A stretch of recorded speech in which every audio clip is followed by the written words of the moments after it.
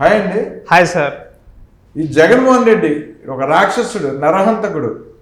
ఈయన పిన్నెల రామకృష్ణారెడ్డి అనే ఇంకొక నరహంతకుడిని కలవడానికి ములాఖాత్ అని చెప్పి ఈయన నిన్న జైలుకి వెళ్ళడం జరిగింది, నెల్లూరు సబ్ జైలుకి. అక్కడ మీడియాతో మాట్లాడుతూ బయటకు వచ్చి ఈ శుద్ధపూస వీళ్ళ నానేమో 926 మంది టీడీపీ కార్యకర్తలను హత్యలు చేయించాడు, వీడేమో 328 మంది టీడీపీ కార్యకర్తలను హత్యలు చేయించాడు. ఈ శుద్ధపూసగాడు మాట్లాడుతున్నాడు జైలు దగ్గర. వీడికి ఏం చెప్తారో చెప్పండి ఒకసారి, నేను వినిపిస్తా వీడి మాటలు. నువ్వు వేసే ఈ బీజం, నువ్వు వేసే ఈ తప్పుడు సాంప్రదాయం, రేపొద్దున నువ్వు వేసే ఈ బీజం చెట్టు అవుతుంది. రేపొద్దున నువ్వు ఏదైతే ఇత్తుతావో అదే పండుతుంది. రేపొద్దున మళ్ళీ మీ గ్రామాలలో మీ కార్యకర్తలకు ఇదే పరిస్థితినే, ఇదే మాదిరిగానే మళ్ళీ జరిగే కార్యక్రమాలు కూడా జరుగుతాయి. అటువంటి తప్పుడు సాంప్రదాయాలు దయచేసి ఇప్పటికన్నా ఆపండి. నాయకులుగా ఉన్న మనలాంటి వాళ్ళం ఇలాంటివి ప్రోత్సహించకూడదు. ఇలాంటివి ఎవరు తప్పు చేసినా తప్పు అని చెప్పే కార్యక్రమం నాయకులుగా మనం చెయ్యాలి. కానీ దగ్గరుండి ఈ మాదిరిగా ప్రోత్సహించడం అతి దుర్మార్గమైన కార్యక్రమం. దయచేసి దీనికి ఫుల్ స్టాప్ పెట్టే కార్యక్రమం ఖచ్చితంగా చెయ్యండి చంద్రబాబు అని చెప్పి సందర్భంగా మరొక్కసారి చంద్రబాబును ఈసారి హెచ్చరిస్తున్నామని కూడా చెప్తా ఉన్నాం. ఈసారి కోరడం లేదు, హెచ్చరిస్తున్నామని కూడా చెప్తా ఉన్నాం. ఇదే మాదిరిగా జరుగుతాం.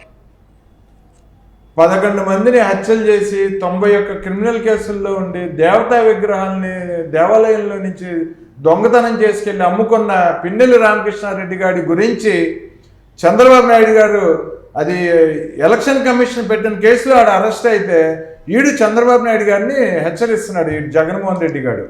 ఏం చెప్తారు దీని గురించి? 2019 నుంచి జగన్మోహన్ రెడ్డి అధికారంలోకి వచ్చిన తర్వాత 2020లో బోండా ఉమా గారి మీద తురకా కిషోర్ అనే వ్యక్తి పిన్నెల్లి బ్రదర్స్ అనుచరుడు చేసిన దాడి, అదేవిధంగా తోటా చంద్రయ్యని ఇంటి ముందు పీక కోసి చంపారు. ఈ విషయం తెలుసు. అదేవిధంగా ఈవీఎంలు పగలగొట్టం కానీ ఆ రోజు శేషగిరిరావు, నంబూరు శేషగిరిరావు గారు, అతన్ని తల గొడ్డలతో దాడి చేసి 12 కుట్లు పడ్డాయి. అవును. అతను హైకోర్టులో కేసు కూడా వేశారు. అవును.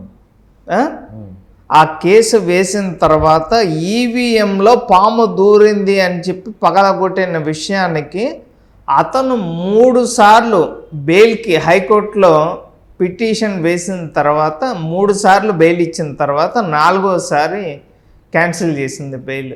ఎలక్షన్ కమిషన్ పెట్టిన కేసు అది కూడా. ఆ విషయాలు అన్నీ తీసేసి చంద్రబాబు గారు ఏదో అక్రమంగా అరెస్ట్ చేశారు అని చెప్పి నువ్వు మాట్లాడుతున్నావు. అతని మీద ఎన్ని కేసులు ఉన్నాయి? దగ్గరగా 14 కేసులు ఉన్నాయి.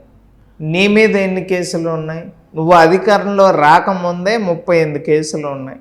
నువ్వు అధికారంలో ఉన్న తర్వాత 5 సంవత్సరాల్లో ఇంకొక 148 కేసులు ఏడైతే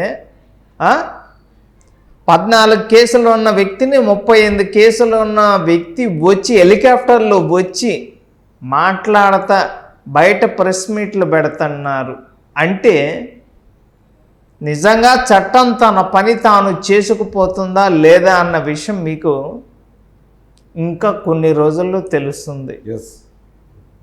ఇది మాత్రం వాస్తవం.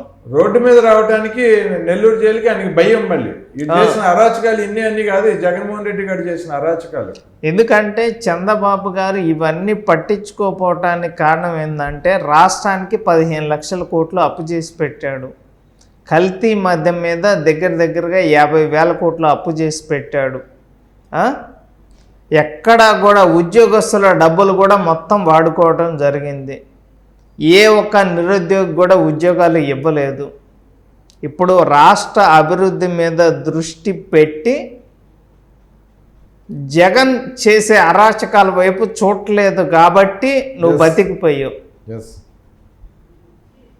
ఒక్కసారి గనక చంద్రబాబు గారు నువ్వు మాట్లాడిన మాటలు, చంద్రబాబు గారు మీ ధోరణి మార్చుకోండి అన్నారు. చంద్రబాబు గారు గనక పద్ధతి మార్చుకున్నారు.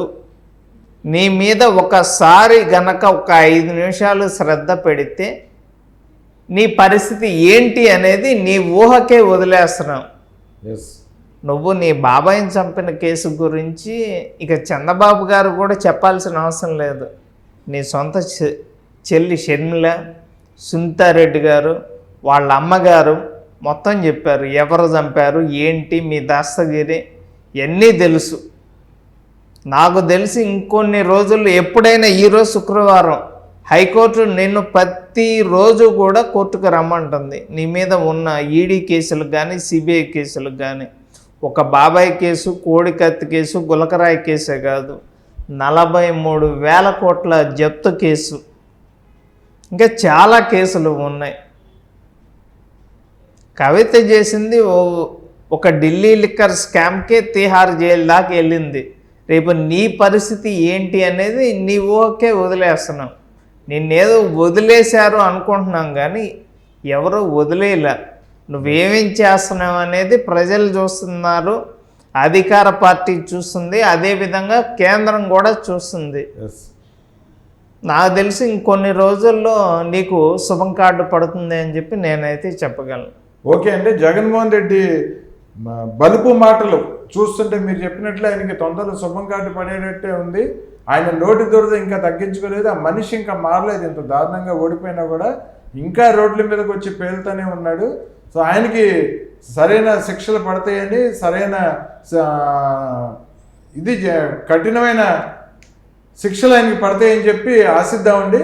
ముందు రోజుల్లో ఏం జరగబోతున్నాయో చూద్దామండి. Okay, thank you.